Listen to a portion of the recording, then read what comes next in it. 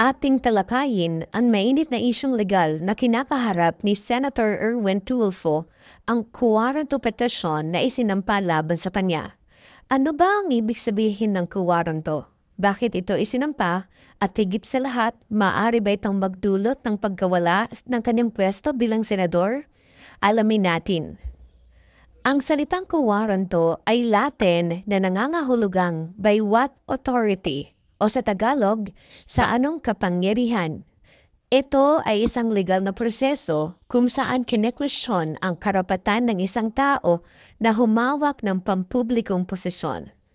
Sa Pilipinas, karaniwan itong ginagamit upang suriin kung may kakulangan o irregularidad sa kwalifikasyon ng isang opisyal tulad ng citizenship, residency o eligibility. Halimbawa, ginamit na ito noon laban sa dating Chief Justice Maria Lourdes Sereno na kalaunay na patalsik dahil sa kuwaranto ruling ng Korte Suprema. Sa kaso ni Senator Erwin Tulfo, ang isyu ay halos kapareho, ang kanyang citizenship at eligibility bilang senador. Ayon sa ulat ng Philippine News Agency at ABS-CBN News, may mga petitioner na naghain ng kuwaranto laban kay Senator Erwin Tulfo sa Senate Electoral Tribunal o SET. Ang kanilang argumento? Si Tulfo umano ay naging mamamayan ng Amerika at posibleng hindi na ibalik ng maayos ang kanyang pagiging natural-born Filipino bago siya kumandidato.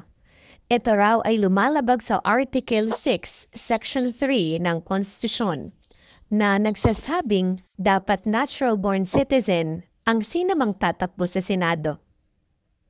Ngunit ayon sa kampo ni Tulfo, siya ay matagal nang nag-renounce ng US citizenship at naging ganap na Pilipino bago pa man siya kumandidato noong 2025 elections.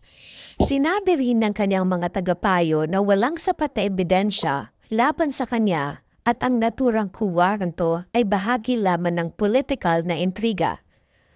Noong unang bahagi ng 2025, tinanggap ng SET ang petisyon para sa pagbusisi, ngunit kalaunay na dismiss dahil sa kakulangan ng substantial na ebidensya. Ayon sa SET, hindi sapat ang mga dokumentong inihain upang patunayan na si Tulfo ay hindi kwalipikado.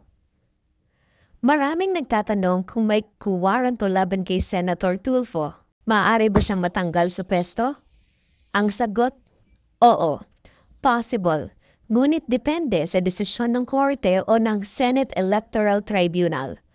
Kung mapatunayan sa pinal na desisyon na siya ay hindi natural-born Filipino o may kawalan ng kwalifikasyon, maaari siyang mapatalsik sa Senado.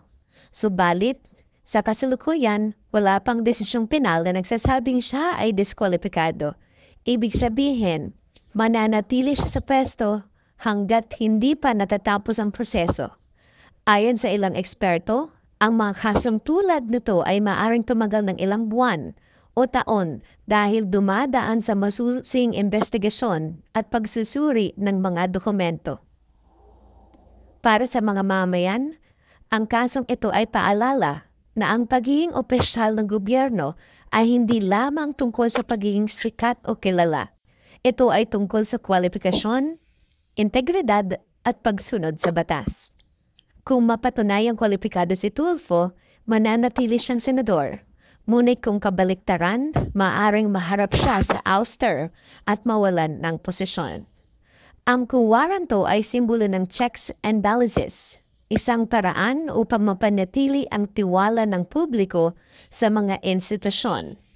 Sa huli, tanging ang katotohanan at batas ang magpapasya kung saan patutungo ang kaso ni Senator Erwin Tulfo.